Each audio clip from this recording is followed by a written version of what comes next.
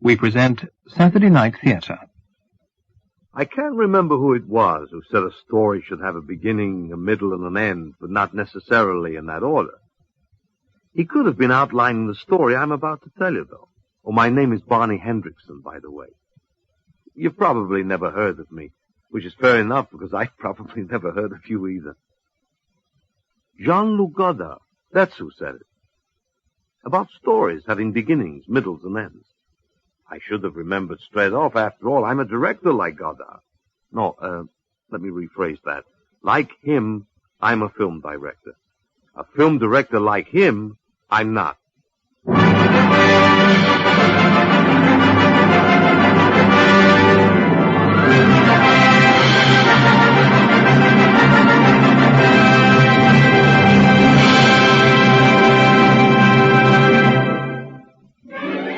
The Technicolor Time Machine, adapted for radio by Chris Boucher from the novel by Harry Harrison, with Lee Montague as Barney Hendrickson, Richard Pearson as Professor Hewitt, John Bay as L.M. Greenspan, David March as Dr. Jens Lynn, and Michael Kilgarry as Otter. The Technicolor Time Machine.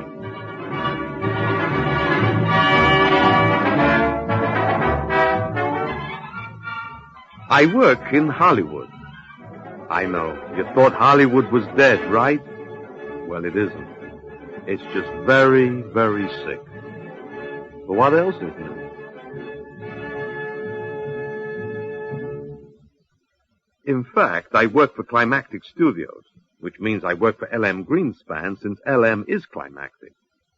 He always regarded me as one of the most reliable producer-directors on the lot. But on this particular afternoon, that was an opinion he was beginning to revise somewhat. What am I doing here? How did I let myself be talked into this? You are here, L.M., because you are a far-sighted, quick-thinking executive. Or, to put it another way, you have to grasp at any straw handy, because if you don't do something fast, Climactic Studios will sink without a trace. Bite your tongue. Or, to put it even another way, you're investing 1 hour of your time in an examination of a project that may mean climactic salvation. Without a trace, he says. Relax, Alan. You could rise up from the grave even now. Don't say that. You know how much money we lost on that Dracula movie? Turning it into a martial arts picture was not your best idea ever. It was not my idea. Besides, martial arts was very big at the time. So were motorbikes. With a good stunt coordinator, those motorbike sequences would have worked. Dracula has risen from the grave. I was never happy with that title. It was the best thing about it. You let me down on that one. I had nothing to do with it. Exactly my point. Well, this is the place, sir. This is the place? It's a dump. What could there be in a dump like that could possibly save the studio? Don't prejudge, Alan. After all, who could have predicted that a poor kid from the East Side slums would one day be head of the largest film company in the world? Are you getting personal? Let's not get sidetracked. Let's first go inside and see what Hewitt has to offer and make our preconceptions afterwards. Are you coming, Alan? You guard this car with your life, you understand? Yes, sir, Mr. Greenspan. A neighborhood like this, you have to watch constantly. I'll see no one touches the car, sir. Watch your blind spots. Don't let them sneak up on you. No, sir. Alan? I'm coming. You know my problems? I'm too trusting. That's my problem. That's your problem, all right. Too easily led. That's what I heard. Professor Hewitt? Ah, yes. Mr. Hendrickson. Hendrickson, yes. Professor Hewitt, this is the man I talked to you about. None other than the head of Climactic Studios himself, Mr. L.M. Greenspan. Yes, of course. Do come in. He's English. Does it matter? You didn't tell me. It didn't seem important. I don't like it. This way, Mr. Greenspan. Greenspan, yes. Already he's forgotten my name, and this is a super brain? It's in the basement, L.M. I don't like this. Oh, come on, L.M. I mean, he looks the part, doesn't he? Small, bald, thick glasses. He could be straight out of Central Casting. This is what bothers me. What is this? Looks like an old set for Frankenstein. Let the professor explain. This is my life's work. He's pointing at the toilet. What sort of life's work is that? He means the machines and apparatus. He's just not pointing very well. I'm expected to take seriously a man who can't even point properly? What's he doing now? Just warming it up. Warming it up, he says. All this is stuff. There's enough wiring and machinery in here to blow us to hell if he gets it warmed up too much. See what I mean? He knows what he's doing. There. Where? This platform is the heart of the radiatron. This is where the displacement takes place. Now, I want to explain the mathematics to you. You couldn't possibly understand them. Nor will I go into the complex details of the machine's construction. Now, I feel that a demonstration of the radiatron in operation would be wisest at this point. Now, you see this beer bottle? It's a perfectly normal beer bottle. What's a brainiton? This is. I will now demonstrate. I place the bottle on the platform. I switch on the field. Watch closely now.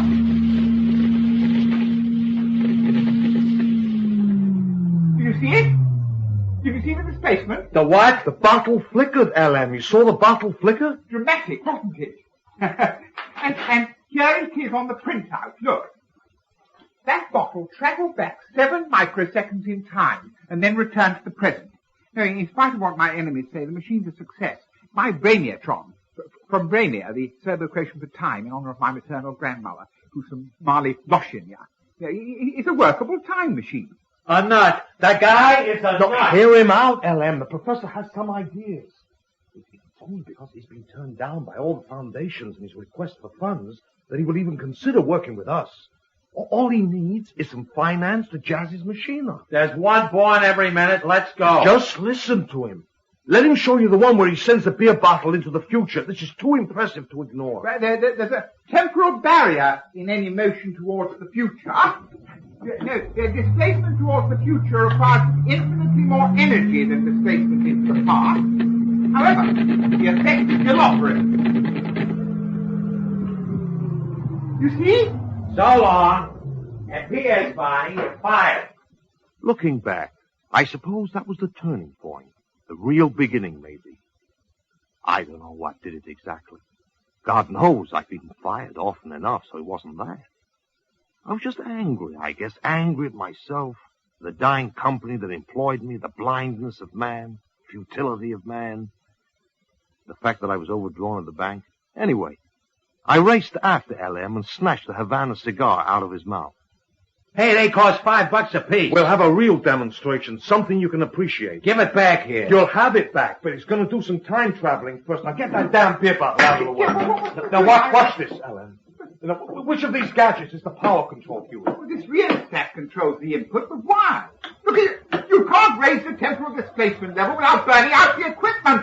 Stop! You can buy new equipment, but you don't convince LM. You're on the rocks, and you know it. Go for broke. But you're destroying my life's work. Stop it! I'm electrocuted!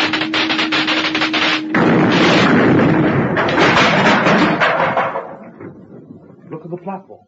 Look. The cigar's gone. You owe me $5. 2 seconds at least. 3, 4, 5, 6. There it is. Give me that cigar. Still alight. 6, maybe 7 seconds, LM. All right, so it's a time machine, so I believe you. But what has this got to do with making films or keeping Climactic off the rocks? For making films, it had obvious possibilities. A bigger and more powerful version of Professor Cigar Transporter might just take a film crew back in time for long enough to shoot the historical epic to end all historical epics. And that was exactly what Climactic needed to stay in business. Well, of course, development would cost. So the possibilities for keeping Climactic off the rocks were slightly less obvious at that stage. But some weeks later, a select, not to say conspiratorial group of us met in LM's office, having passed that stage and ready, if not especially eager, to move on or back to the next. Lock the door and cut the phone wires. It's 3 in the morning, LM. We can't be overheard. If the banks get wind of this, I'm ruined for life and maybe longer. If anyone's got this place bugged, it won't be the banks. Cut the wires, Barney. Let me take care of it, Barney. I'll just disconnect them if that's okay. Be my guest, Baylor. You always carry one of those? Head of technical services? I should carry a tennis racket, maybe? I'll tell you one thing, Barney. We've solved the mystery already tonight for a year now. My boys have been repairing these cut wires on the average of twice a week. There. All done. All right, Barney, let's have it. We're ready to roll at last, LM. All of the essential machinery for the Brainiatron has been built on the set for Frankenstein and the Halloween Chainsaw Massacre. The expenses have been covered by the budget for the picture. In fact, there was a bit of saving there. The professor's machines cost less than the usual props. Don't digress. Right. Well, we've mounted the machinery in the back of an army truck from the set of Private Benjamin's sister. And the prof has hooked it up and tested everything. It's ready to go. Isn't that right, Professor? Absolutely, Barney. Now, everything tests out perfectly now, Mr. Greenspan. Greenspan. There are one or two sub-circuits which are very slightly out of phase, but... I don't like the truck. It'll be missed. No, it won't, LM. It was government surplus in the first place and was going to be disposed of in the second. It was sold legally to our usual outlet and bought by Tex here. I told you, we're in the clear. Tex? Tex, who is he? Who the hell are all these people anyhow? I thought I told you to keep this thing small, hold it down until we saw how it works. If the banks get wind of this... The operation is as small as it can possibly be. There's me and the prof, whom you know. Yeah. Amory Blestead, your own technical chief. Been with you 30 years. I know. But who are the two cowboys over there? I'm Tex Antonelli. Dallas Levy. They're stuntmen. Stuntman? What kind of stunt you pulling? Will you relax, LM? We need help on this project. Trustworthy men who keep quiet, know their way around in case of trouble. Dallas was in the combat infantry, then on the rodeo circuit before he came here. Tex was 13 years in the Marines, an instructor in unarmed combat.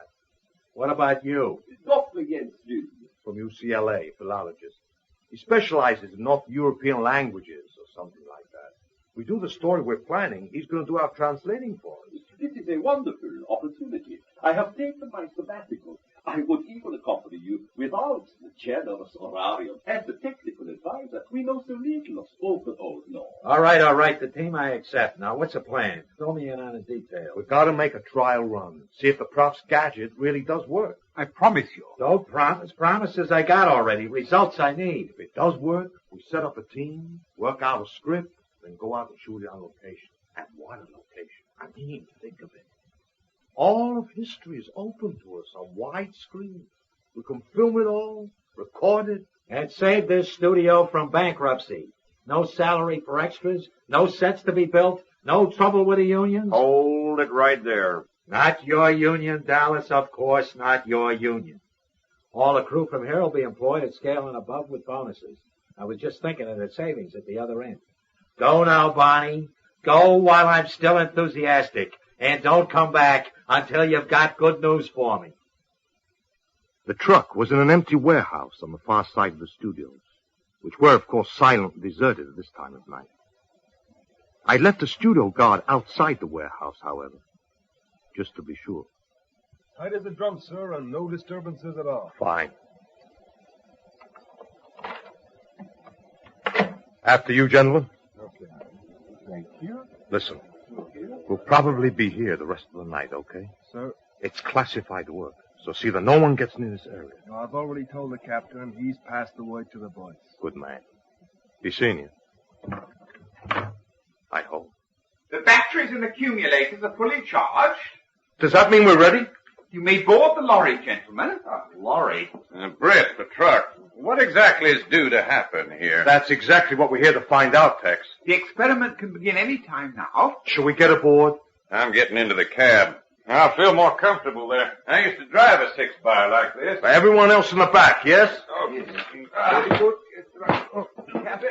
Okay. I think maybe we should have been better briefed. Time's money, Dallas. You know the business. You talk it or you do it. There isn't a budget for both. Got a hell of a lot of room in here, what with the generator and the supplies and the... Brainiatron. You okay in the front, Tex? Yeah, just fine. Okay, I'll secure.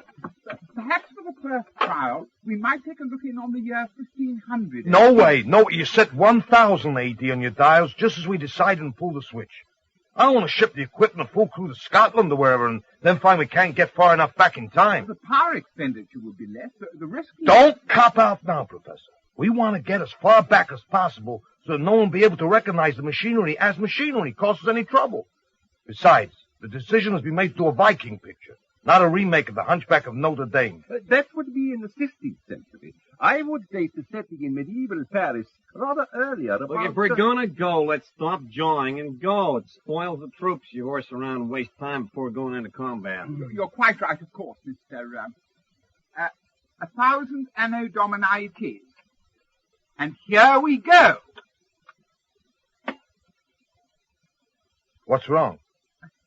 So many of these blasted switches and dials are dummies, I get confused. Well, we had to make the machines so that they could be used in the horror film. They had to look realistic. So you make them unrealistic. Wonderful. That's better. Now. Hey! The Elmo's fire! Something's gone wrong. A secondary phenomenon. A static discharge of no importance. The field's building up now. Automatic sequencing. Locked in. And that's all I can do. At the microsecond of maximum power, the selenium rectifiers will trip automatically. You can monitor it here on this dial. When it reaches 0... Let's see. Reading 12. I don't think I want to watch. 9. The charge is building up. 8. 7. 6. Will we get combat pay for this? 5. 4. 3. 2. 1. 0!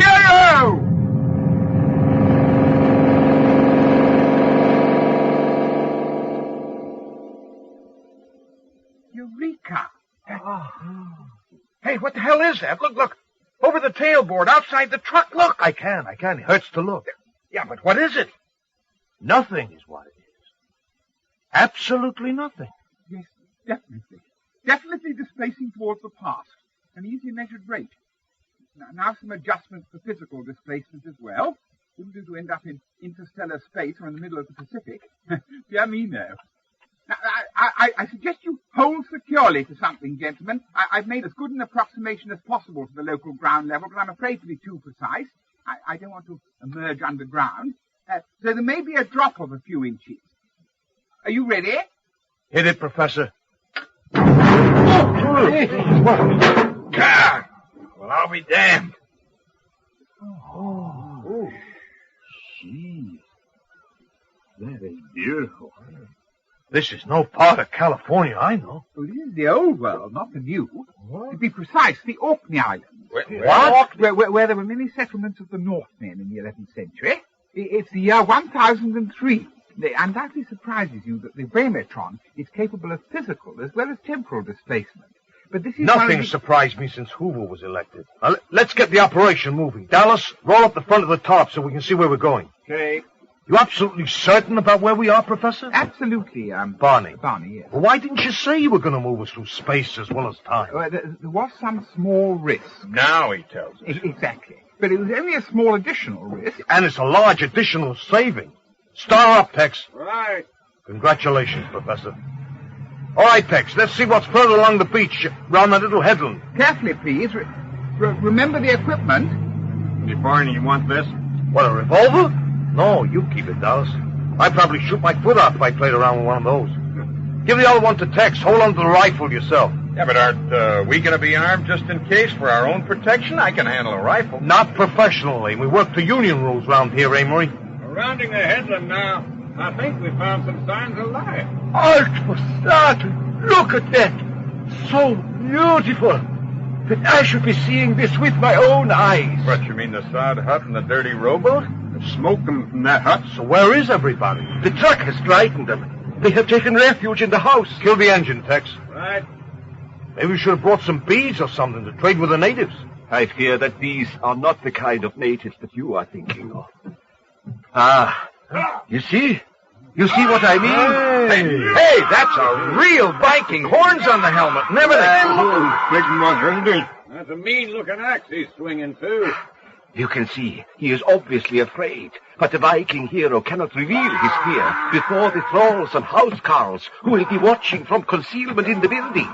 So, he works up a berserk rage. Is that why he's chewing his shield? Yes. Can't do his bridge work a lot of good. He appears to be foaming at the mouth now. Dallas, can you and Tex take this guy on? Maybe slow him down before he breaks something? Yeah, bullet will slow him down real good. Absolutely not. This studio does not indulge in murder, even for self-defense. Well, we'll go on to the personal jeopardy bonus in the contract then. Yeah, I know. Just do it, will you? Hey! That big club chopped off one of the headlines. Has he finished, you think? He'll be back. Tex, get ready to draw him away. Are you all right, Dr. Lynn? Dr. Lynn, yes. You look a little shaken. I understood what he said, Professor Hewitt. I understood what he said. He was bragging that he had taken out the monster's eye. And the language was intelligible. Congratulations, He's, Doctor. he's coming back. He seems to have gained a little confidence here. Let's go, Tex. I'll tap him with a couple of these pebbles. You be ready with a rope. Those are pebbles? When you're as big as that guy, these are pebbles. Hand me the rope. For this? Yeah. Dallas? Yeah. Are you planning to lasso that crazy monster? Yep. Once Tex got his attention. Hey! You sound a good fight. They smile. Ah! He seems to have managed that. Probably the obscene gesture. Who would have thought that would have meant something to a Viking? Ah, that seems to have settled him down a bit. Get nice throwing, man. Rocks and ropes.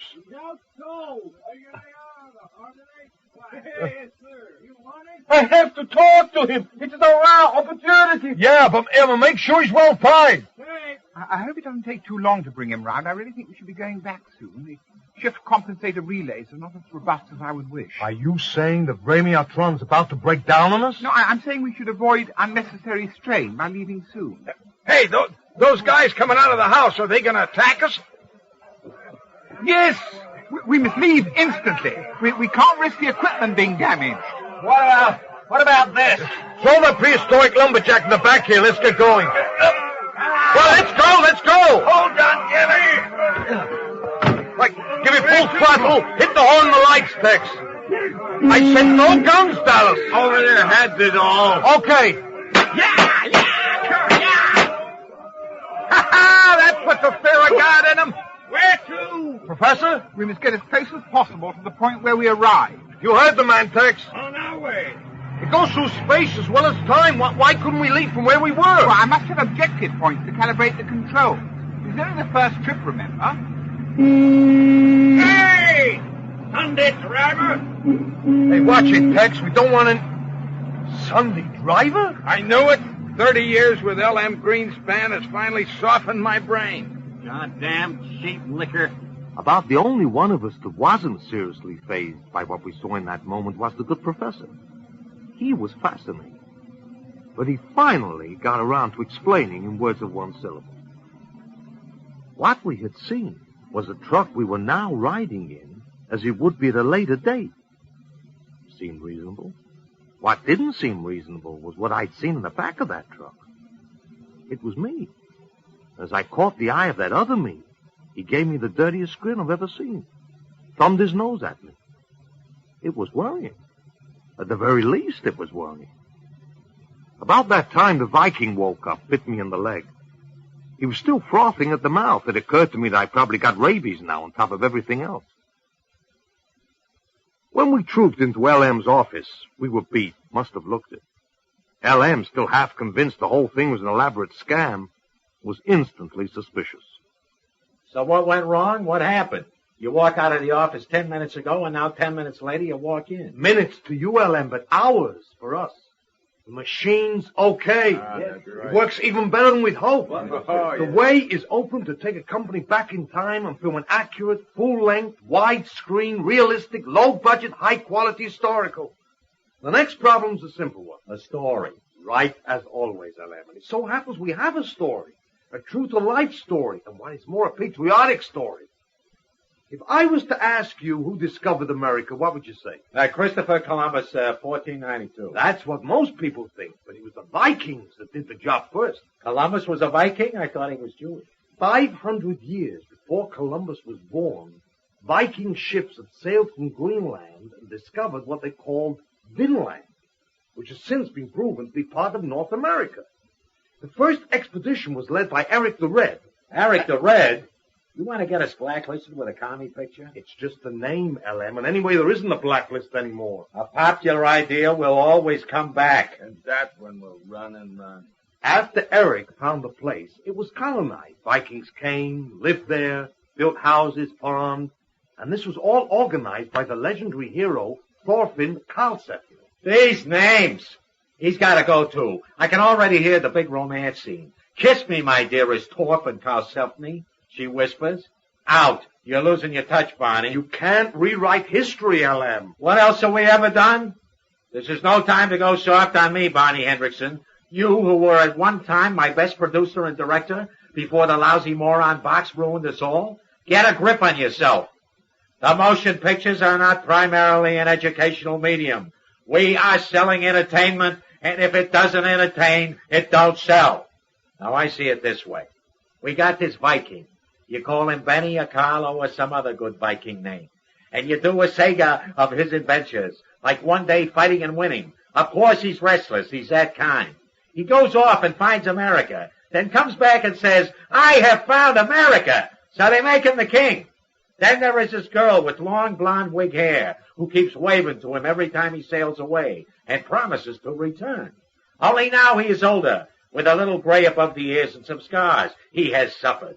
And this time, instead of going away, he takes the girl with him. And together they sail into the sunset to a new life as the first pioneers at Plymouth Rock. Well? What can I say?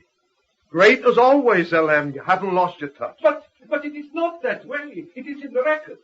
Even Mr. Hendrickson is not completely correct. It was Leif Erikson, the son of Erik the Red, who is generally credited with the discovery of Finland.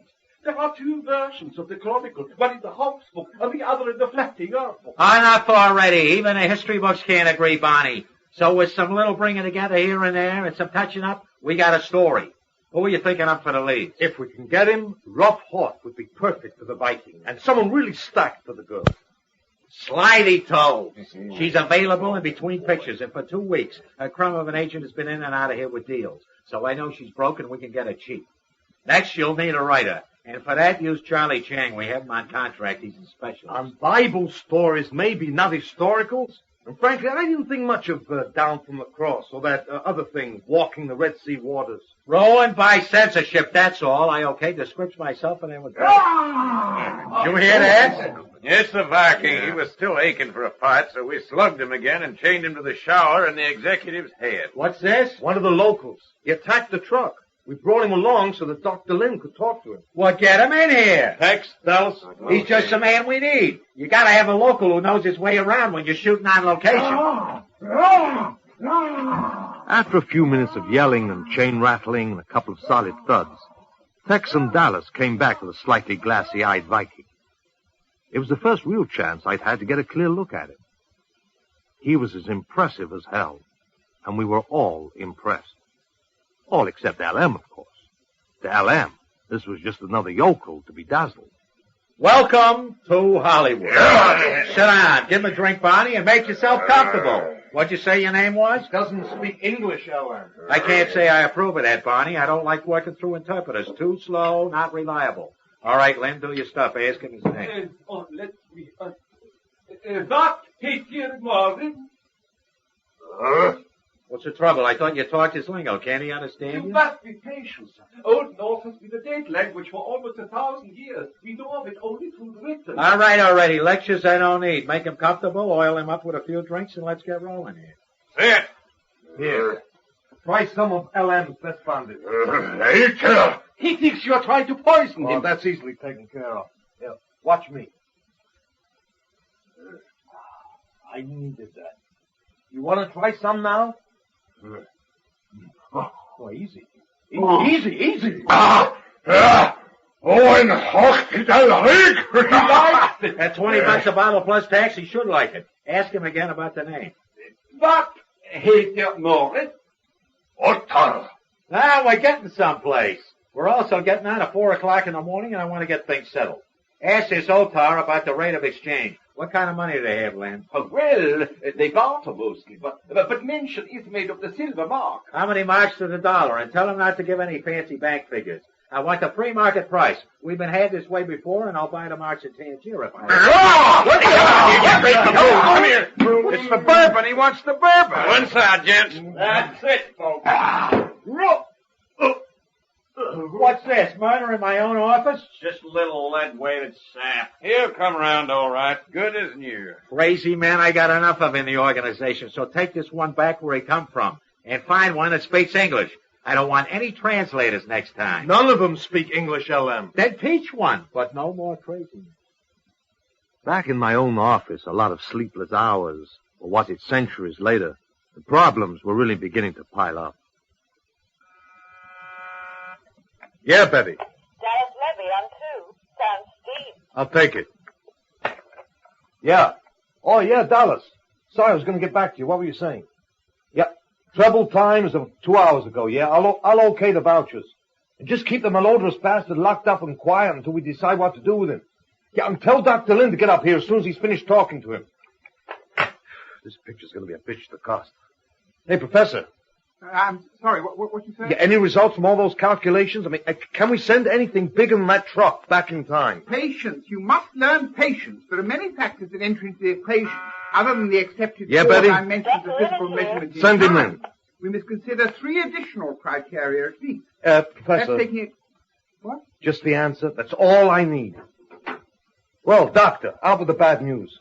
Unless that's your normal expression. No luck with the Viking, right? There is a communication problem. You realize, since my command of Old Norse is far from perfect, and Otter has little or no interest in what I am trying to discuss with him. However, I do feel that with the proper encouragement, he could be convinced that he should learn English. Encouragement? Well, like most Vikings, he is very mercenary and will do almost anything to gain status and wealth. Though, of course, he prefers to get it by battle and killing. Of course, all right. We could pay him for taking his language lessons. But what about the time factor? Can you have him speaking English in 2 weeks? Oh, impossible. With a cooperative student, perhaps, but not with Otter. He is reluctant at best, and in addition, he refuses to do anything until he is released. Released? I can just see that hairy nut with his meat axe on the corner of Hollywood and Vine. No way is he released. One way, perhaps, if I might offer a suggestion, if Dr. Lynn, yes, were to return with the Aborigine to his own time, there would be ample opportunity to teach him English in his own environment, which would both reassure and calm him. It would not reassure or calm me, Professor. Life in that particular era tends to be both brutish and short. Well, I'm sure precautionary measures can be taken, Doctor, and I would think that the philological opportunities would far outweigh the personal factor. There is that, of course. Plus the important point that in this manner the time factor can be altered to suit our needs. I mean, gentlemen, we can collapse or stretch time as we will. Dr. Lynn, yes, can have 10 days or 10 months or 10 years to teach the language to Otter. And between the moment we leave him in the Viking era and the moment when we see him again, only a few minutes need to have passed from our point of view. 2 months will be adequate if you wish to consider my point of view. it's agreed then. Lynn will go back with the Viking and teach him English, and we'll arrive with a company 2 months later, Viking time, to start the production roll. I have not agreed. There are I wonder dangers. what it will feel like to be the world's single greatest authority on Old Norse. I knew you'd see it. Why don't you do your best to explain to Otter? Mention money. Yes, sir? Betty, get the contract department to send over one of their barely legal lifetime at hard labor general service contracts for Otter to sign. Just a general pro forma. We'll fill in the specifics. Right. Oh, and Charlie Chang's here, boss. Fine. Get onto the dispensary, Betty. Tell them if I'm going to live past noon, I need that Benzodrine now. And tell good old Charlie I'll be right with him. Oh, he is a friend of yours, this Charlie Chang. Hell no, we dislike each other intensely. I will go and talk to Otto. Yeah, I'll send the contract down. Charlie Chang, man, it's good to see you. It's been a long time, Barney. Too long. Come on in here. Good to work with you again. What's cooking, Barney? A widescreen, 3-hour, big-budget film, and you're the only man who can write it. The subject's a wholly new concept of the Viking discoveries of North America. Sounds good, Barney, but you know, I'm a biblical specialist. I don't think this is up my alley. You're a good writer, Charlie, which means everything's up your alley. Besides, let's not forget your contract. Oh, we can't forget the contract. Ha-ha. I've always been interested in doing a historical. We got the scoop from the library, everything you need to know. Betty, send in the books. You mean that Talalilord out there was for me? You mean that Talalilord out there was for me? Thanks, Betty. Just take a quick flip through them. I'll be with you in a minute. A minute, sure. What is it, Professor? What is it? The size of the load the Brematron will be able to handle with an increased power supply. Roughly speaking, a 14-ton load measuring 12 feet by 12 feet by 40 feet. Why, Barney Hendrickson, it must have been years. I know you have a part that's just perfect for me. Now, there were those in the business who said that Slighty Tove had the acting ability of a marionette with loose strings, the brain of a chihuahua, and the moral standards of Fanny Hill. And they were right. But what she also had, in overabundance, was femaleness, plus the ability to communicate on what must have been a hormone level. A communication which was scarcely diminished by all the barriers of film, lenses, and projectors, and which radiated hot and steam. I was saved by an urgent summons to LM's office. There I found him closeted with Sam, his own personal private accountant, reputed to be a world authority on cooperative finance and tax evasion. LM finished cutting the telephone wires and gave me a long and searching look. I got not so good news for you, Barney. We're ruined. What LM means is that Climactic Studios will soon be bankrupt. On the rocks, a work of a lifetime. Normally, it would take at least 3 more months before our financial report would be sent to the banks, who, as you know, own the controlling percentage of this corporation. However, for some reason unknown to us, they are sending their accountants to examine the books this week. Mm-hmm. And they'll find all the profits are on paper, and all the hard cash has been bled off into the untaxable LM Greenspan Foundation. Am I right, LM? Watch it, Barney. That's no way for an employee to Listen, start... LM, you wouldn't have got involved with Professor Hewitt and his machine unless there was a possibility of saving the firm. A box office success would get the pressure off, yes? A big box office hit, sure. Even a big picture in a can, and we could laugh at the teeth of the banks. But you can't make a picture in a week. I can. LM, you must have a heart attack. Bite your tongue. 1 coronar's enough to last a lifetime. You go home with Sam to work on the books tonight. You take them with you. You get sick. Your doctor says it could be a coronary. Everyone runs round, shouts for a few days. The books are forgotten about. Then it's the weekend. Nobody even considers looking at the books until Monday, maybe Tuesday. Monday. You don't know banks. No books on Monday, and they'll have a hired car full of doctors over to the house. All right, Monday. On Monday, LM, I will bring you the new picture in the can. A picture that will just have to gross 20 million on length, width of screen, and color alone. Don't you see? I can take the company and everything we need back into Viking times, shoot the picture, and use as much time as we need to get it right before we come back. And in the here and now, we need only have been gone for 10 minutes. Are you saying that we will only have to pay production costs for just 10 minutes? I never saw you smile before, Sam. And no, that's not what I'm saying. Can you do it, Barney? Can you pull this thing off? I can do it if you give me all the help I asked for and no questions. Now, this is Tuesday. I see no reason why we can't have everything we need sewn up by Saturday. Have to get the contract signed with principals, get enough raw film to last all the shooting, technicians, these 2 extra cameras. Yeah, we can do it. We can be ready to leave on Saturday. Still, I don't know. It's a wild idea. Oh, one more thing. If we're on location for, say, 6 months, everyone has to be paid 6 months' salary. What? But we rent the cameras and sound equipment, all the expensive hardware. We'll only have to pay a few days' rental fees for them.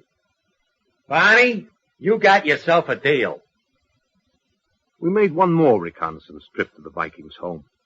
It was partly to give Gino Capo, our cameraman, a chance to look around, shoot some test footage. Partly so that Amory and I could decide what we need to take on location, and partly to deliver one very drunk Viking and his somewhat uneasy English teacher. Lynn had thought of everything he could possibly need. He was even wearing one of those multi-pocketed hunting jackets.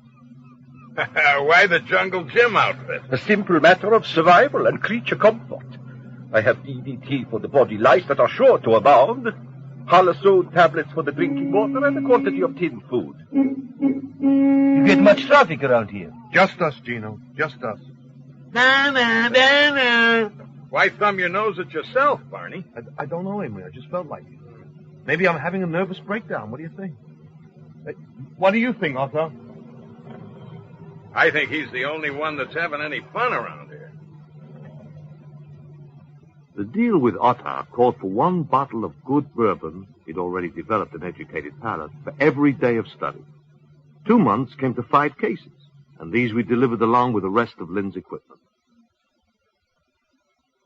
It wasn't until Ottar, after calming his people, had dragged us into his house for a homecoming celebration, that I fully appreciated why Lynn needed all that stuff. The dim, smoke-filled interior was occupied by people and livestock. It stank. If the ale they celebrated with was disgusting, the food was worse. When Amory and I finally staggered into the daylight, we were agreed on one thing. Doesn't look as though we'll be able to help ourselves locally with any commissary supplies. Second that motion. So we'll have to bring that with us as well. I want to do all the cutting here, so set up a cutting room in one of the trailers. Oh, Mr. Hendrickson, your secretary gave me this note to give you just before we left. I forgot. Something wrong? No, not a thing, Amos. Cancel operation. All work to cease on picture. What do you mean by sending me a message like that, LM? What do I mean? What could I possibly mean? You got my agreement to go ahead in a picture when you didn't even have a script. This is an emergency, remember? Emergency is one thing. Doing a picture without a script is another. In France, maybe they make arty-schmarty things. You couldn't tell they had a script or not. But in Climactic, we don't work that way. So you called in my script writer? He got no script. Sorry about this, Barney. Relax, Charlie. Leaving aside that it was only yesterday when you and I finalized the idea, LM, if you had a Charlie Chang script in your hand, you'd let production go ahead, wouldn't you? He got no script. You're not listening, LM. I said if. If I were to hand you in 1 hour a Charlie Chang script for this great motion picture titled Viking Columbus, would you okay production? Yes. We'll see you in exactly 1 hour, LM. Come on, Charlie. My head shlinker keeps evening out, Barney. Let him talk for you. I have heard some rash promises in this rush business, but this takes the gold-plated baker. 45 minutes later, Charlie Chang, complete with typewriters, paper, a full safari outfit from the prop department, and everything else he could possibly need, including a spring-powered time clock with cards, was in the back of the truck. I thought the Cambrian period would be best. You know, early Paleozoic. Nice moderate climate, warm and comfortable, with no vertebrates around to cause trouble. Seas churning with simple trilobites. Well, you're the doctor, Prof. Whatever you think best. We have to work fast now, at least at this end. Now take him to Catalina Island, drop him off, then move 6 weeks ahead, bring him back here. Or leave the junk on the island. We may need it later. Take it away, Prof. Charlie, don't forget to punch in on the clock every morning. What is all this, Barney? Don't worry. Professor Hewitt will explain everything when you get there. Hey?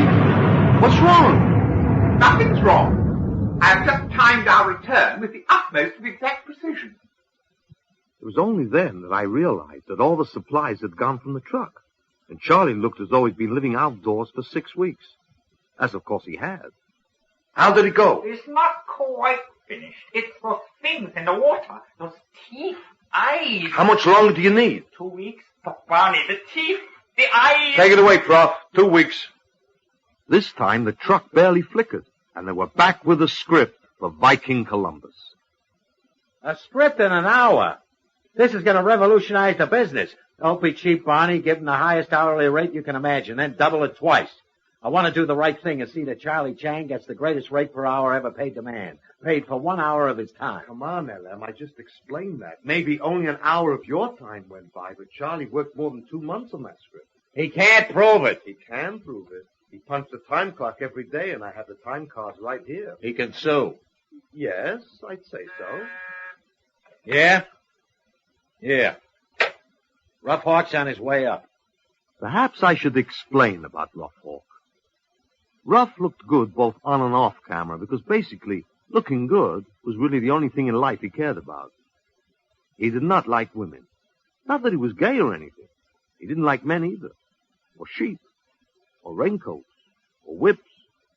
Rough just liked Rough. And the light of love in his eyes was nothing more than a reflected gleam of narcissistic appreciation. So I said right out loud, Rough Hawk is the most Vikingest Viking I could think of. You've heard of Vikings, haven't you, Rough? Tall guys with big axes and horns on their helmets, always sailing around in ships with a carved dragon in front? Oh, yeah. Sure I heard of Viking. I never played a Viking. Oh, it's the sort of role that'll make you look great in front of camera. I always look great in front of camera. Of course you do, Rough. You haven't got any big commitments, any other pictures, do you? I got a picture coming up in the next week, something about Atlantis. I thought so. My apologies to your agent, Ruff, but we got to find somebody else. LM, read the script, enjoy it. Let me talk to Ruff. You've forgotten that this film will be in the can by Monday, which will give Ruff 3 days to rest up before Atlantis sinks. Imagine that, Ruff. Back in 2 days, and you'll still get paid for a feature-length picture. I'm glad you mentioned the script because it has some grave faults, big ones. How can you tell? You've only read 10 pages. I think you should talk to my agent. Anything to do with money, I don't say a word. From Charlie Chang, I expected better. The opening won't do. I looked at the clock. It was 8 p.m. Wednesday.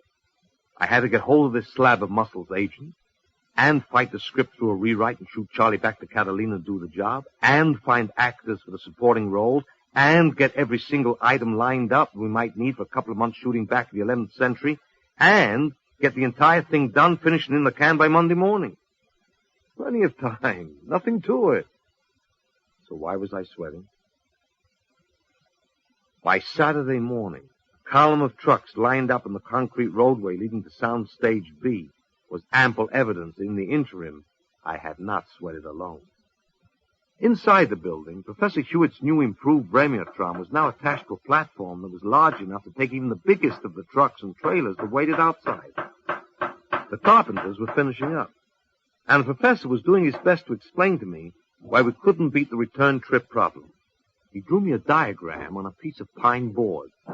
Apart from ruining my pen, what it seemed to do was prove you had to cross the same world timeline on the return leg, or the whole trip would simply never have been made. Seemed reasonable to me. So, it adds up to the fact that we can't come back to a time earlier than we left? Precisely. So all the time we've used up this past week is gone forever? Correct. So, if we want the picture to be completed by 10 o'clock Monday morning, we have to go back in time and stay there until it's done. I could not have phrased it more succinctly myself. Then let's get this show on the road. I'm ready when you are. The same place as before, 8 weeks on. Trip after trip the professor made, cutting the return so close, it was little more than a flicker. Even so, it wasn't until the motorboat trailer and the deep freeze truck, which made up the last load, rolled off the platform and into the 11th century, that I found myself beginning to relax just a little. Now, time back in the 20th century would stop, and no matter how long we stayed, when we went back for the film, it would still be noon on Saturday, almost 2 full days before the Monday deadline. I was feeling pretty good as Dallas drove me in the Jeep to Utter's place to collect Dr. Lynn. Welcome. Language lessons seem to work. Very pleasant to see you again. There is whiskey. Done nothing for his thirst, though. Oh, there's plenty to drink, Arthur, but I want to talk to Dr. Lynn first.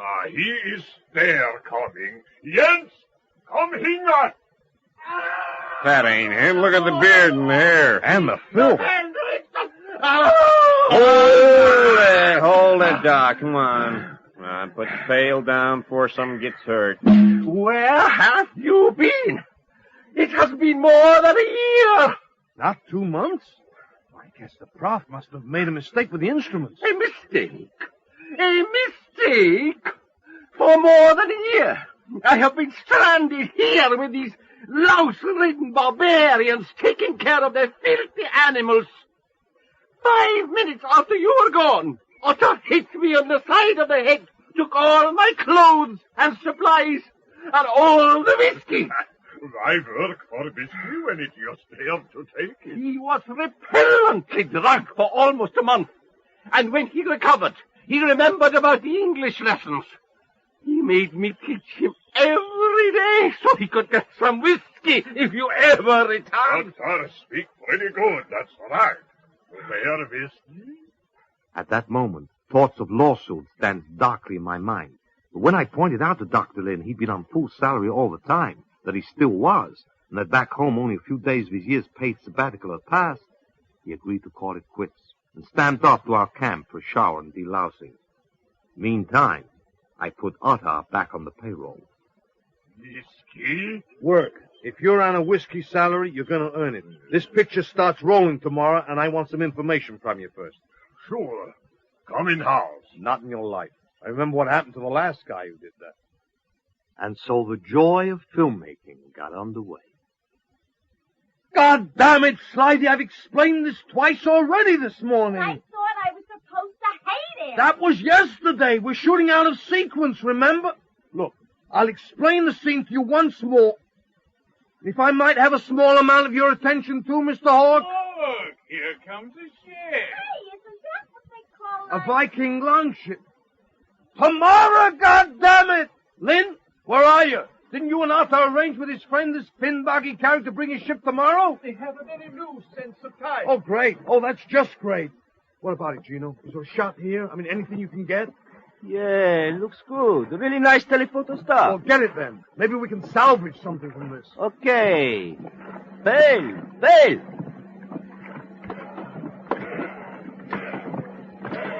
What the hell are Arthur and his men doing? Why all the weapons? Some customer I am not familiar with. Get all this, Gino. If it's any good, we can write it into the script. Huh? Okay.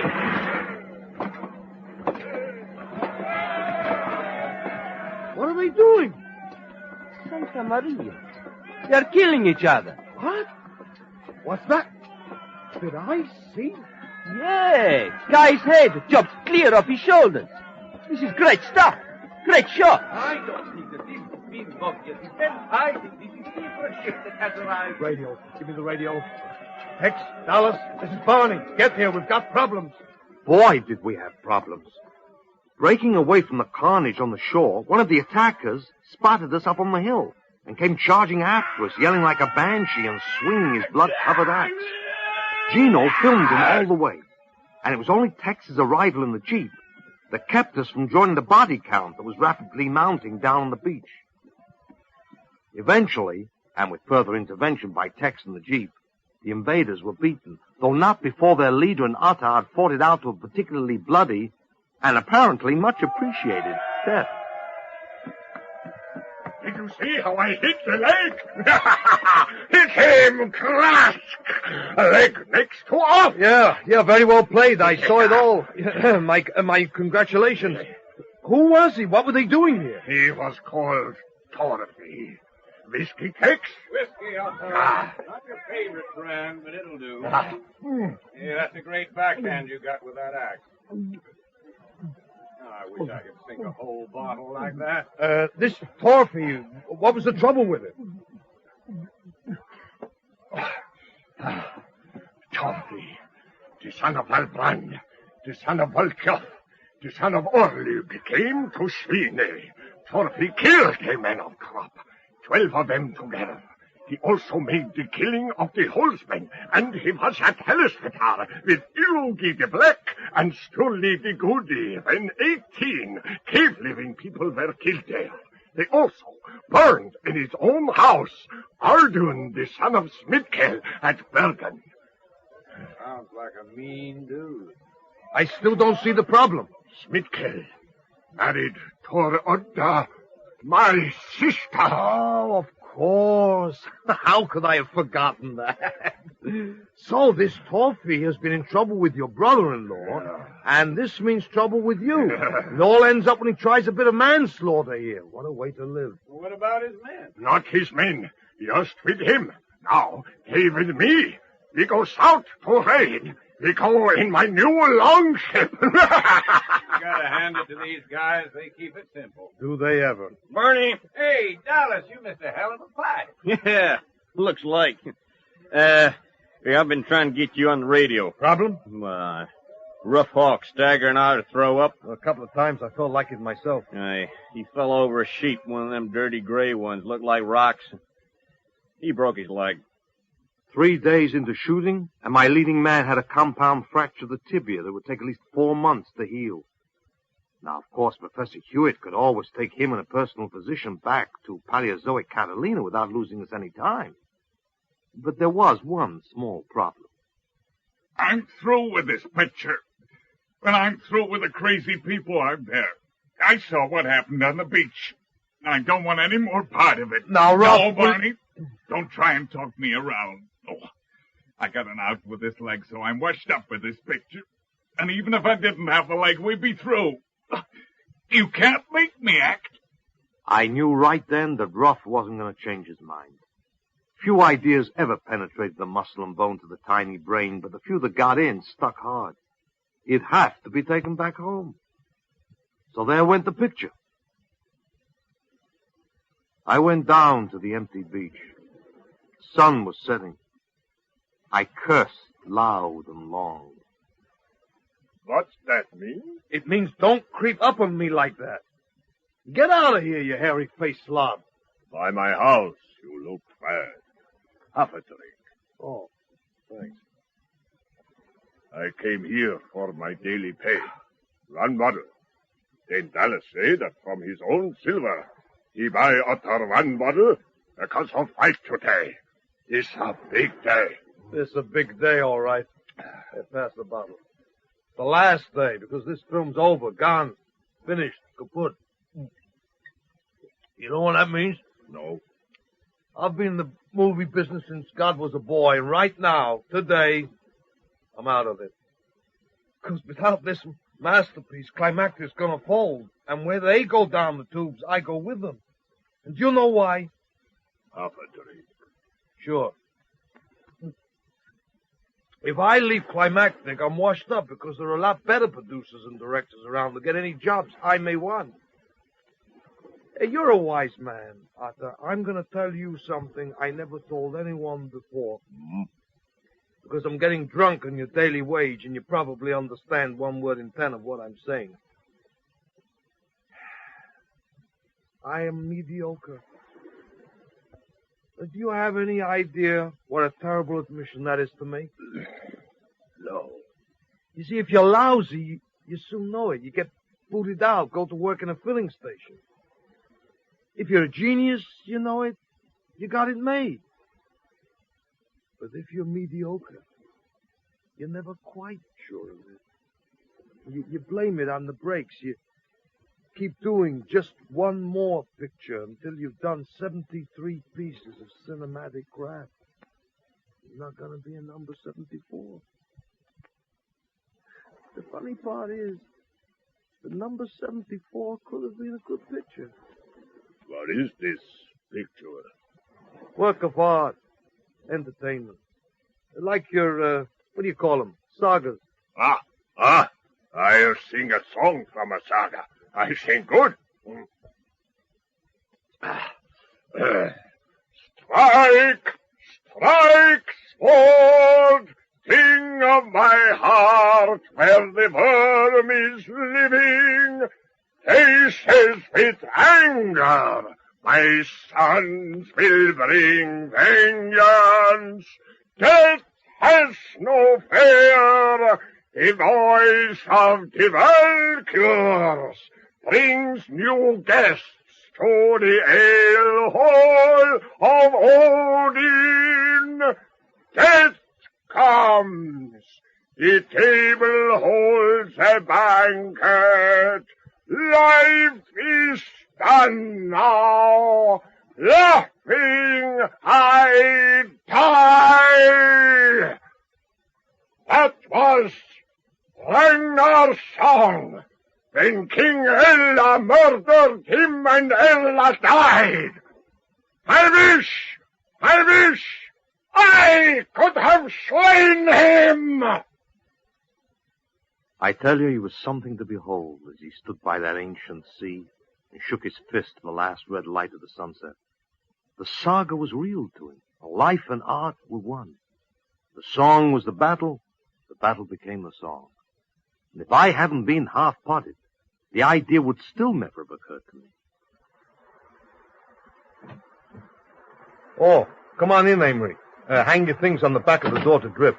Coffee on the hot plate. Well, I don't think it's ever going to stop raining. Did you see the screen test? What did you think? Same as everyone else. Absolutely first class. This Viking of yours is a natural, Barney. A real find. Well, let's hope so. Hey, did you know he was shipwrecked here? Yeah? On his way to Iceland from Norway. According to Jens Lind, Ottar had a falling out with King Olaf Tryggvason. He's in exile.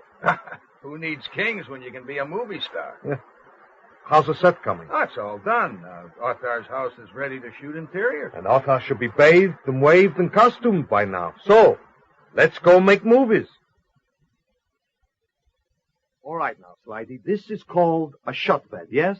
You see it's all enclosed? It's got these doors which shut? I'm cold. Yes. Well, look, why don't you just climb into the sack there? Ottar, if you wouldn't mind just putting down your salary for a moment. I hold it. No, it wouldn't fit the scene, Ottar. So she's tired. Too many lights to sleep. Very keen of you to notice. We're still making the film. Now, this is Goodrich, remember? It was hard work. For one thing, Ottar was only interested in his bottle. In the end, I had it placed in the corner of the bed. That way, at least his eye line was right. I finally decided to shoot it without sound and talk him through it. Okay, and everyone else shut up. This set sounds like a mahjong party. My camera. Here we go. Ottar, you look down. That's it. No, not at the damn bottle. You reach out and touch her hair. Now, Slidey wakes up. Oh, that's great. You're doing fine, Ottar. Sit down now. Don't break the bed. Okay, now you reach out, and we have the kiss. Very good. A passionate embrace and a kiss. But you don't like it, Slidey. The hell she doesn't. Easy, caveman. Take it easy. Great. Writhe all over like that, Slidey. Perfect. Force it down on the bed, Ottar. Now, slip off the shoulder strap. Hey, watch what you're doing. Forget it. We can run up a new nightie. Oh, this is great. This is Now you change, Slidey. Hate turns to burning love. Oh, very good. Look what he's doing. All right, cut. That's good. We'll print that. I said cut. Ottar, Slidey, the scene is over. Oh, boy. That's enough. Ottar, not that. All right. Close those doors. Clear the set. Party pooper. You know, he's even got a bottle of whiskey in there. After that, the performances improved. Even the weather got better. Of course, there were still problems. It seemed unlikely, for example, that we were going to be able to shoot the second half of the picture. Apparently, the location we were relying on didn't exist after all. It's true. There are no Norse settlements in North America. It's most disturbing. We have searched all the possible sites and have found nothing. All the authorities are wrong? Well, yes. But don't let it bother you, Doc. You can write a book about it. Then you'll be the new authority. In the meantime, where do we go from here? In case you've forgotten, the script is called Viking Columbus, and is the saga of the discovery of North America and the founding of the first settlement there. Well, we could go to the west coast of Norway. Oh, do they have many Indians we can hire for the big battle scenes? None at all. Then that's out. Hey, Ottar! You want Ottar? I eat? Yes, you really do, don't you? Listen, what do you know about North America? I mean, Vinland. Nothing. You mean you've never heard of it? Oh, sure. I heard. The scouts make poems about it. And I talked to Leif Erikson about his trip. I never seen it. Don't know anything. 1 year. I will go to Iceland, then go to Finland. Get very rich. Oh, with what? Gold? Silver? Wood. For the Greenland settlements. Yeah. They are always terribly short of wood of any kind, and in particular the hardwoods needed for shipbuilding. A load of hardwood delivered in Greenland would be worth a fortune. Well, there's your answer. As soon as we finish shooting here, we pay off Ottar and he sails to Vinland. We film the departure, some ocean shots to do for the trip. Then we jump ahead in time to meet him and film his arrival. Once there, they throw up a few shacks for a settlement. We pay some wampum to the local tribe to burn them down, and the picture is finished. Good idea. Plenty wood in Finland. Finish lunch now. By the time we finished the first half of the picture, Ottar was raring to leave for Iceland, where he was due to spend the winter before sailing on to Vinland. The time is late. If we sail today, we better sail soon. We're just about finished. I want to get a good shot of you leaving the bay, and that can be the last one. You shot that shot this morning, sailing into dawn, you said. That was from the shore. Now I want to get you and Slidey at the tiller as you sail from your home into the unknown. No woman at no tiller on my ship. She doesn't have to steer the thing. Finally, he was gone. Despite the battery-driven gyro compass and the radio responder that Amory had built into the ship, I was suddenly not so happy. I wouldn't have sailed that ship across the bay, never mind the North Atlantic. Those gadgets of yours better work, Amory, or we're all going to have to stay in Vinland and set up house with the Indians. If I can't take back this picture with me, there's just no point in going back. You worry, kid. Find out. Well, Dallas?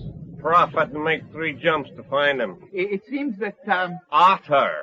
Otter, yes, has stopped for some time in the Faroes before going on to Iceland. Is he all right? Oh, yes, the ship is up on the shore for the winter. Yeah, and when we left, Otter and his uncle were getting smashed on the booze we brought. Good. Well, now let's go pick a site to move the company to. Okay, Prof? Ready when you are? Barney. Barney, yes. Okay, all aboard.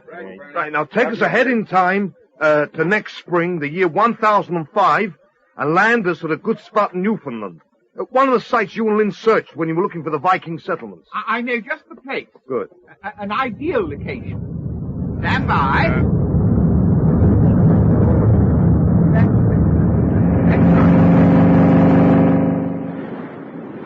Hey, what do you call this? Slight mistake. Wrong to order. We will see to that, right?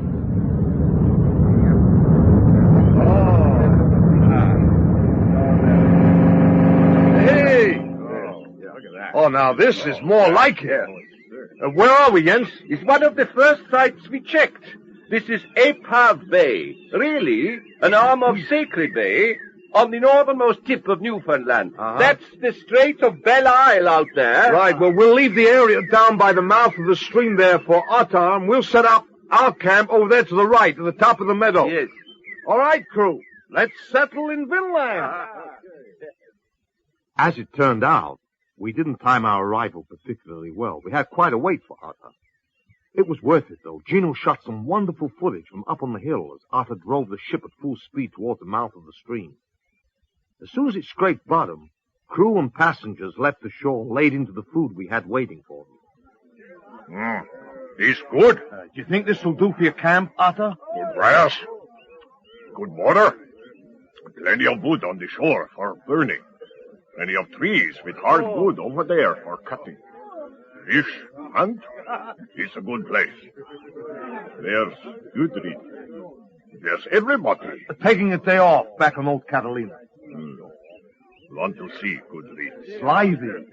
I imagine she wants to see you, too.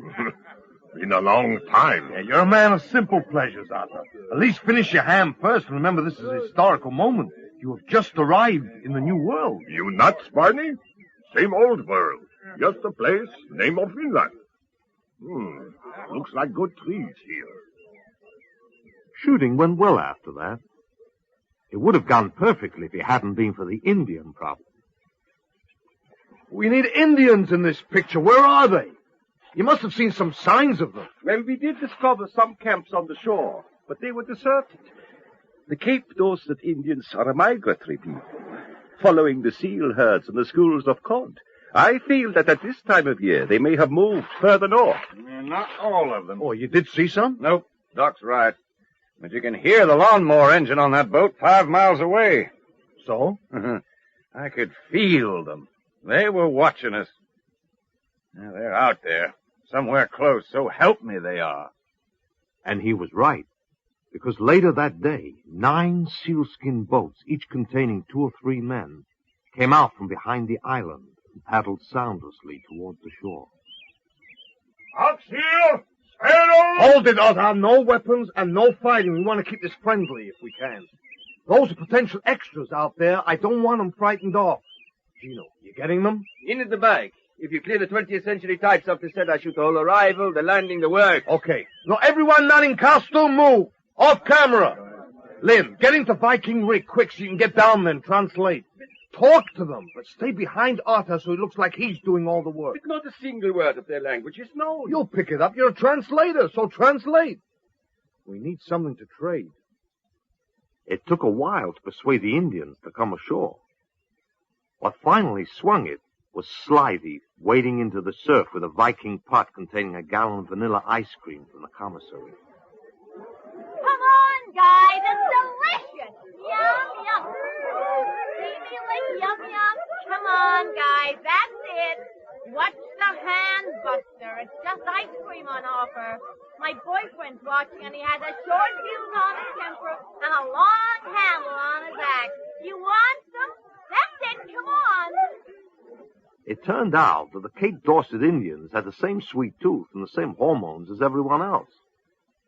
It also turned out that had never seen a cow before, and more to the point, had never seen the bull that Otter's people had brought along with the cow from the orphanage. That bull was a squinty-eyed, mean-tempered little brute with a distinct aversion for strangers. Otter, get that beast out of here before it upsets the Indians! It was already too late. Panic was immediate. The Indians scattered. Someone shouted that they were attacking. The Northmen rushed for their weapons. Within a couple of minutes, the scuffle was over. One of the Viking housecarls had an arrow through his hand. 2 of the Cape Dorset were dead, and the rest were in their boats and heading for the open sea. Madonna mia, what tempers these people got? Worse than Siciliani. Did you get it all? Yeah, Barney. Nothing but stupid waste. They were all frightened, just like children. The emotions of children in the bodies of men, so they kill each other. Waste of it all. But it makes good film.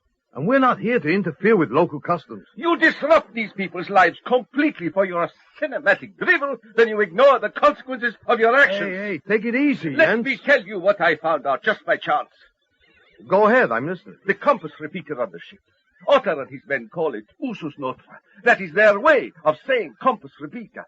There is a word in the Icelandic sagas mentioned more than once about a navigation instrument that has never been identified. It is called the usus notra. That's interesting, Jens. The impact of our arrival in the 11th century could be greater than any of us imagined. All the possibilities of this must be studied.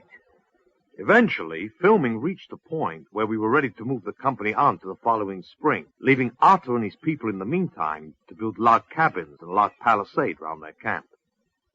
We were to provide them with food for the winter so they could use the rest of the summer and the fall solely for the building. We were to get these supplies from the studio commissary back in the 20th century. Ready to go. All the commissary people are waiting, and a couple of grips who volunteered because they wanted to see if Hollywood is still there. Well, enough to move the supplies? What with side trips for broken legs and all? It's Saturday afternoon back there now. Everyone in the lot will have gone home. Yeah, we can handle it. After everything we'd been through, it seemed sort of unlikely that we would be brought to the edge of disaster by something as simple as a Hollywood weekend. It started when we couldn't get the supplies we needed. I'm sorry, sir, but I've never seen you before, and even if I had, I couldn't let you into this warehouse. No, sir. You people in studio security do a fine job. Get that door. Kill! All right, you guys, that's enough. We've been working on a Viking picture. Things were simpler back in those days. Where's your phone? It took until 6 in the evening to get everything sorted out and the truck loaded and back on the time platform. Am I to understand that you are not returning with us? I have a little business to conclude. You can unload and come back and pick me up, say about 10 o'clock. I seem to be running some sort of temporal taxi. I'm not quite certain I enjoy it. Relax, Prof. We're coming down the home stretch. You think I'd risk losing hours like this otherwise? As I watched the time platform vanish into the past, back to the wilds and chapped lips and cold rain, I had a sudden irresistible urge for a first-class deluxe dinner at Chasen's with dry martinis before, brandy afterwards, and champagne in the middle. By 9 o'clock, I was feeling no pain as I made my way to a meet with Spider-Man Spinnaker, the only jazz tuba player in captivity. His current engagement was in a really tacky club called the Fungus Grotto. The Vikings have a kind of brass horn called the lure horn. That's what gave me the idea. An all-brass score complete with drums hammering away with primitive savagery. What do you think, Spider? Could you and your boys handle it? Natural, but that takes time, man. We got commitment. No problem. Let's grab your boys, go round to the studio now. You'll be back here inside an hour, I guarantee it. Judy and I just pick up until the rest come in around 11. After that, we're on till 3. We can't split before then. You want drinks? At 4 o'clock that Sunday morning, Spider-Man Spinnaker, his combo, and I staggered out of 2 taxis and weaved our way into the empty sound stage where Professor Hewitt was waiting. Very punctual. Oh, sorry, Prof, old boy. What's a wrap? Transportation. Right, all aboard. We'll just be gone in a few minutes. Is this the waiting room? No, that's the Brainmatron control room.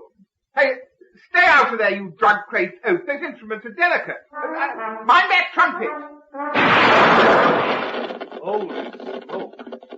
I was completely sober in less than a second. Too late, though. The controls were damaged. The Vremiatron was grounded, and so were we. By 9 o'clock that Sunday morning, Professor Hewitt was estimating the repairs would take most of the day. By 5 a.m. Monday, he pronounced the rewiring complete and set off to find replacement parts. By 10:30, the professor had not returned. An LM and that bank representative were waiting for me. I was beaten. There was no way to finish the picture in time. Outside LM's office, I considered suicide for a moment, then began pushing the door open. Don't go in there. What the hell do you think you're doing? Stopping you from making a mistake, stupid. Hey, that's a good reaction. Maybe you should act in pictures, not direct them. Hey, you're me. Hold this a second. Viking Columbus? Real one? Get my wallet. Hey, what? Here. Difficult with his hand.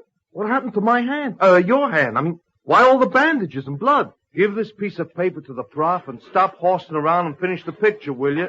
Oh, Viking Columbus. The hand. What happened to the hand? I went into LM's office without another word. I looked at the paper he'd given me. There was a sketch on it, drawn quickly with ballpoint pen. It meant nothing to me, so I folded it and put it in my wallet. By midday, the professor had repaired the Vremiatron. I told him that I'd met myself in the building and saw myself delivering the completed film. I showed him the paper. He was entranced. He did try to explain it to me. Are you telling me that I can go back to make the film after the deadline, then make an extra trip to a time before the deadline to deliver the film? I am. All right, answer me one thing. This piece of paper with a diagram, who drew it? I don't know. Then think. I was handed this paper on Monday morning by myself in front of LM's office. I show it to you now. I put it in my wallet and carry it around until the picture is finished. I travel back in time to deliver the picture to LM. I meet the old me in front of the office, take the diagram out of my wallet and hand it over to myself to be put back in the wallet. No one ever drew it. It just travels around in this wallet and I hand it to myself. The piece of paper consists of a self-sufficient loop in time. It exists because it is. He went on to talk about Mobius strips. A strip of paper with only one side? I gave up at that point. Back in the summer of 1005, the food had been offloaded and the company were in the trucks and ready. We jumped forward to a day in spring 1006 that Dallas and the professor had reconnoitered and spotted a few Indians. That was when we found that Slithy hadn't made the jump with us. When I came back from my walk with Arthur, you'd all gone. You've been here all the time. So that baby is yours? Staying accidental like that, I didn't take my pills with me. Oh, he's sweet, though, isn't he? We don't even have a name for him yet, but I call him Snorri, just like the dwarf in Snow White. There was no dwarf named Snorri. Look, Slithy, we can't go back and undo this now, not with the baby and everything, and it was your fault for leaving the trailer. I'm not blaming anyone. Once I got used to it, it wasn't so bad. Oh, I could use a square meal, though. We'll have a big party tonight for you and Arthur. Yeah, and the baby. Steak and wine, the works. Hey, Barney, you gotta get us to rehearsal room, man. We're freezing our asses off here. And all this air, man. Will you shut up, Tootie? It's like fresh. When the Indians came, they came in strength, and they were hostile. The bay was black with their boats, and they brought magic with them. In each boat, a man whirled the bull roarer. Ottar and his people withdrew to the stockade. Our people withdrew to the high meadow, where Tex gathered them into a defensive circle. Gino prepared to film from there. From inside Ottar's fort, I was preparing to film with a handheld. For a while, the Cape Dorsets, who outnumbered the Vikings by at least 20-1, stood off and rained arrows on the fort. Coward weapons! Cowards! No way to fight! few tried to climb the wall. But instant dismemberment by flashing Viking axes quickly put a stop to that. Then they set brushwood fires against the stockade. I can put a stop to this whole thing right now. No. They won't fight. We fight. We take care of that fire. Maybe you'll get Butcher doing it. Butcher some too. And Barney wants good pictures of fighting Indians. Not at the expense of your lives. Let Dallas handle it. No, we'll give you a good fight for your movie. And don't look so sad, my old friend. We fight for ourselves too. You will soon go. And when we are alone, we want these barbarians to remember what Northmen are like in battle. He's right, but if he gets in trouble, we ought to be ready to get him out. I'm going to put this up as far along the wall as the wire will reach. A loudspeaker? What the hell is that for? Turtler unit in the box there. What does that do? It uses sound waves as a weapon. It's supposed to be for crowd control. Oh, we've sure as hell got a crowd. Yes, sir, we sure as hell have. Ottar gathered his men just inside the gates. He raised his axe. There was a roar of Viking voices, and as the gates swung wide, the Northmen rushed out. This was the fighting they did best and enjoyed most. In a howling, compact mass, they burst forth and crashed into the Cape Dorset. The superior numbers of the Dorset made no difference.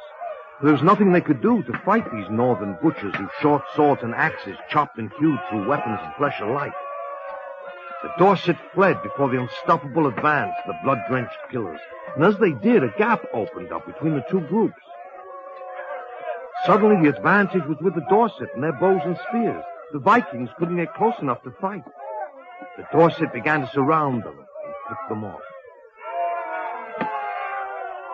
You can do anything, Dallas. Now's the time. I got the only set of earplugs, so if I was you, I'd put my fingers in my ears. The Cape Dorset broke and ran. The Vikings' instinctive reaction was simply to draw into a closer defensive knot. While the Dorset were fighting each other to get into their boats, Ottar's men stood together, facing outward and ready to take on all enemies, human or supernatural. Their courage was magnificent. There's your Indian battle, Barney, so it looks like there's your film.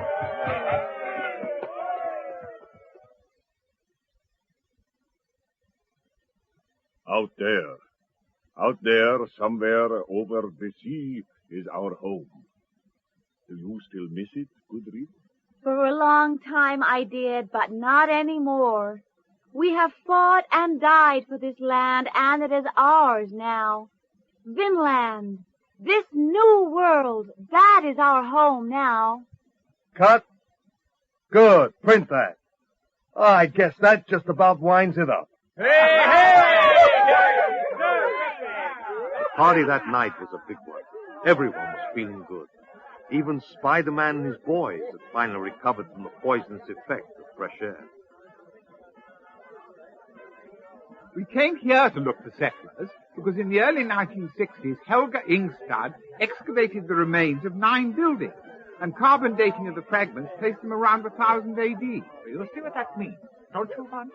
There are 9 buildings in a camp down there.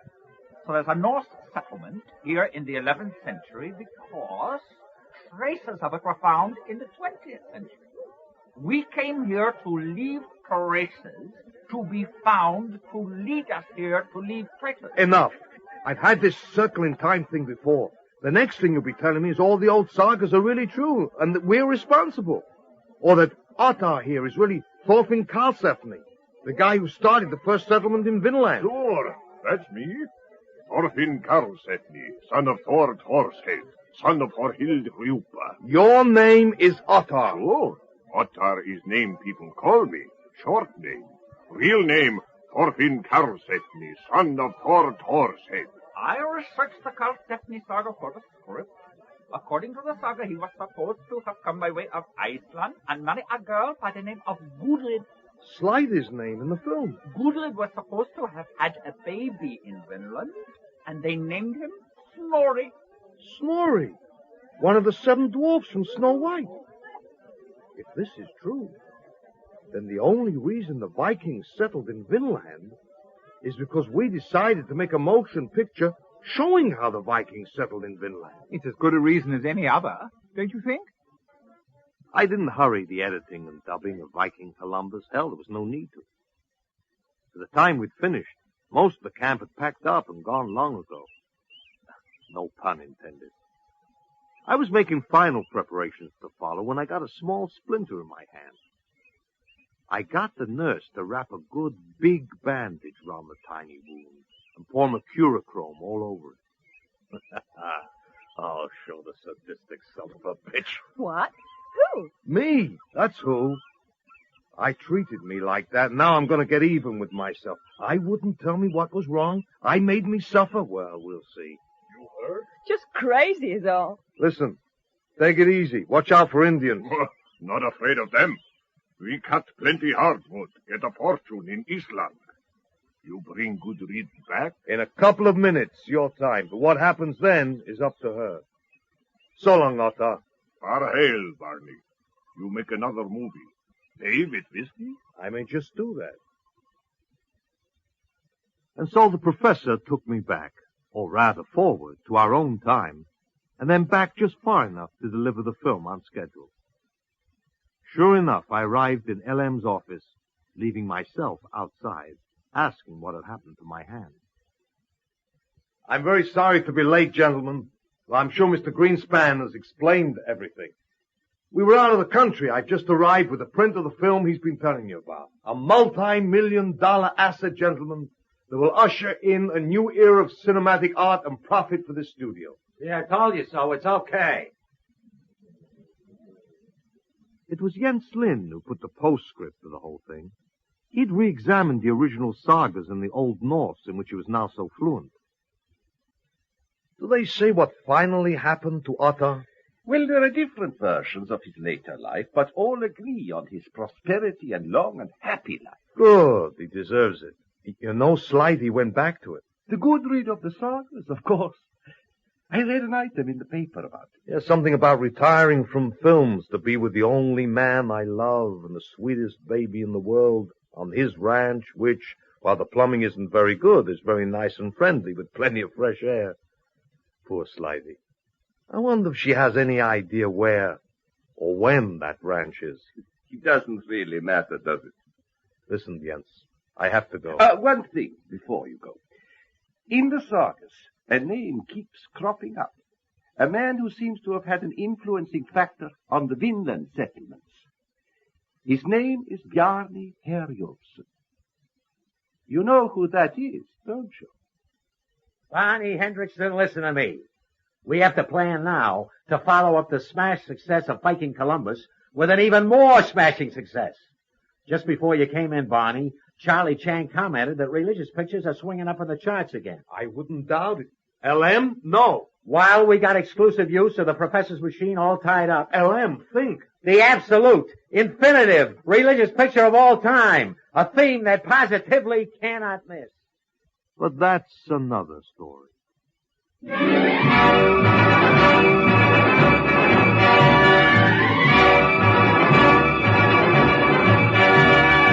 In The Technicolor Time Machine, adapted for radio by Chris Boucher, from the novel by Harry Harrison, Lee Montague was Barney Hendrickson, Richard Pearson, Professor Hewitt, John Bay, L.M. Greenspan, David March, Dr. Jens Lund, and Michael Kilgarry, Ottar.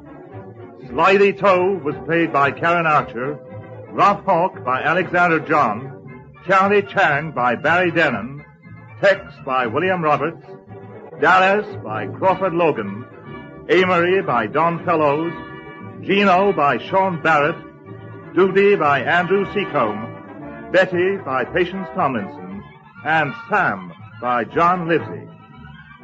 The Technicolor Time Machine was directed by Glenn Dearman.